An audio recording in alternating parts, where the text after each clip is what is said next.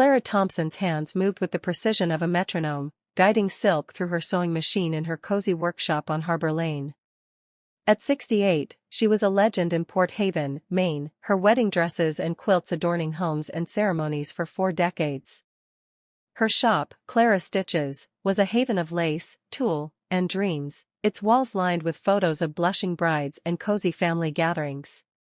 Clara's life had been one of quiet dedication to her craft, her late husband, George, and their son, Daniel. But tonight, at Daniel's engagement party, her world would unravel. The party was held at the Seaside Inn, a charming venue with weathered shingles and ocean views. Fairy lights twinkled above tables set with lobster rolls and blueberry pies, a nod to Maine's coastal charm. Clara, in a tailored emerald dress she'd sewn herself, beamed as Daniel, 35, toasted his fiancée, Vanessa, a 30-year-old boutique owner with a dazzling smile. "To Vanessa, my future, and to Mom, who's always been our rock," Daniel said, raising a glass. The crowd cheered, but Vanessa's eyes lingered on Clara, her smile tight. Clara's phone buzzed later that evening as she sipped tea in her kitchen. A text from Daniel: "Mom, why's the bank card not working?" Vanessa tried to buy some shop supplies. Before Clara could respond, her front door burst open. Daniel stormed in, his face flushed. "Mom, what's the new PIN?" "Vanessa's freaking out."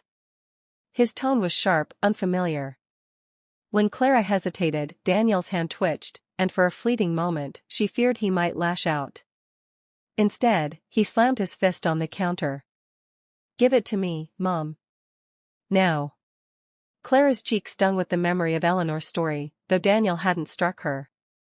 Her son, once her gentle boy who'd thread needles for her, was now a stranger, swayed by Vanessa's charm. Clara had suspected something was wrong for months. Vanessa's borrowing of her card had escalated from small purchases to thousands in luxury fabrics. But Daniel didn't know what Clara had uncovered, or the plan she was weaving to reclaim her life. Clara had always been the backbone of her family. After George's death 3 years ago from a sudden stroke, she'd found solace in her sewing, stitching through grief. George, a fisherman, had left her $200,000 in savings and life insurance, a fortune she'd never imagined. "For your golden years," he'd said, kissing her forehead. Clara planned to use it to retire comfortably, maybe teach sewing classes. But Vanessa had other ideas. It started innocently. "Mama Clara," Vanessa cooed at a family dinner, "can I use your card for some boutique stock? Just a few bolts of fabric." Her eyes glistened with crocodile tears. "Daniel's salary at the marina isn't enough this month." Clara, wanting to help her son's new wife, handed over the card.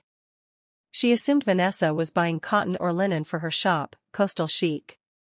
But when Clara checked her bank statements, her heart sank. Silk charmeuse at $200 a yard.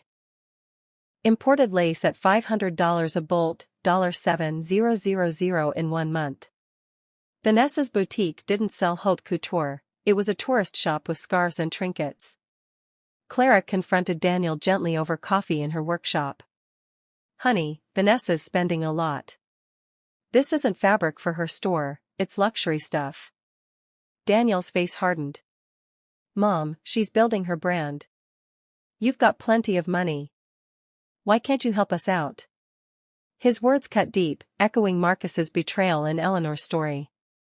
Clara realized Vanessa had spun a web around Daniel, painting her as a generous mother-in-law while draining her savings.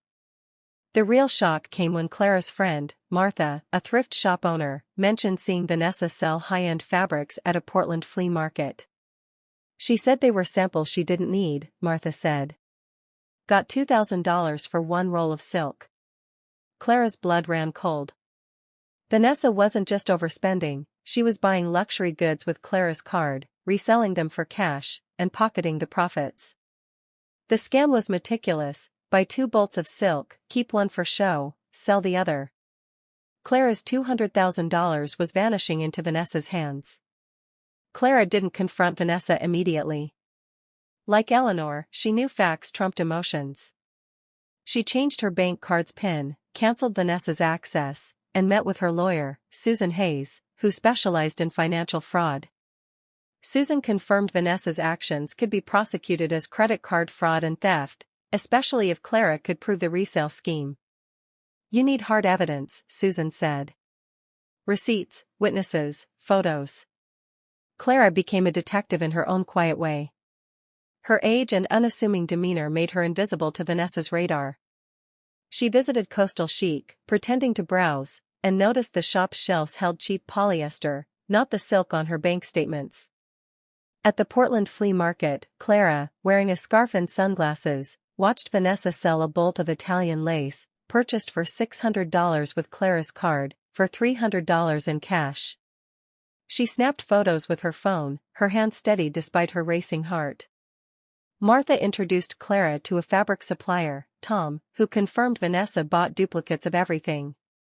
"She said one was for her shop, one for a client," Tom said. "Paid extra in cash when the card maxed out." Clara's suspicions were confirmed. Vanessa was running a cash-generating scam, using Clara's money as her capital. The final piece fell into place when Clara, using Daniel's spare key, entered their apartment while they were at a trade show. The place was sparsely furnished, cheap chairs, no sign of the luxury fabrics Vanessa claimed to use. In a closet, Clara found a locked box. Inside were receipts, cash bundles totaling $5,000, and a notebook listing other elderly widows in Port Haven, with notes like, "Mrs. Ellis, $100,000 savings, lonely, trusts easily." Vanessa was planning to expand her scam, targeting others like Clara. Clara's confrontation was set for the town's annual Harvest Festival, where Vanessa was showcasing her boutique in a decorated booth. The festival, with its lobster bakes and craft stalls, drew hundreds, including Daniel and local business owners. Clara invited Susan and Martha, ensuring witnesses. She wore her favorite quilted jacket, a patchwork of her life's work, and carried a folder of evidence. As Vanessa charmed customers, Clara approached, her voice calm but firm. "Vanessa, I know about your scam." The crowd hushed. Vanessa laughed, her eyes darting. "Mama Clara, what are you talking about? You've been so generous." Clara laid out her evidence on the booth's table, photos of Vanessa at the flea market, receipts for duplicate purchases, the notebook listing other targets. "You've spent $45,000 of my savings," Clara said, her voice carrying. "You bought luxury fabrics, sold them for cash, and lied to my son." Daniel, standing nearby, went pale. "Mom, what's this?" Vanessa tried to interrupt. "She's confused, Daniel." "She's old," but Clara cut her off. "I'm not confused. Here's your wife's notebook, planning to con other widows. She's a thief." The crowd murmured, and Martha stepped forward, corroborating the flea market sales. Susan added, "I've advised Clara to file charges for fraud and theft." Vanessa's charm crumbled. "You're ruining everything," she shrieked, lunging for the notebook. Daniel grabbed her arm, his face a mix of shock and betrayal. "Is this true, Vanessa?" he whispered. She stammered, but the evidence was undeniable. The festival organizer, a local councilwoman, called the police, who escorted Vanessa away for questioning. The aftermath was painful but liberating. Daniel, devastated, moved back into Clara's guest room. "I didn't see it, Mom," he said, tears in his eyes. "She said you wanted to help us." Clara hugged him, echoing Eleanor's forgiveness. "She manipulated us both, honey. We'll heal together." Vanessa's trial, 6 months later, was a town spectacle. Clara testified, presenting her evidence with the precision of her stitches.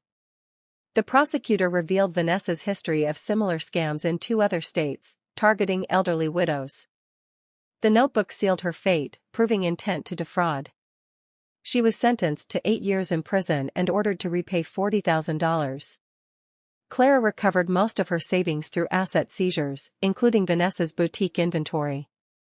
Clara sold her shop and opened a sewing school for seniors, teaching them to create quilts and dresses while sharing her story to prevent fraud. Daniel, now divorced, joined her, helping with classes and rebuilding their bond. At the next Harvest Festival, Clara's students showcased their work, and she was honored with a community award for resilience. As Clara sat in her new classroom, surrounded by laughter and the hum of sewing machines, she felt George's pride in her heart. She'd turned betrayal into strength, weaving a new chapter from the threads of her pain.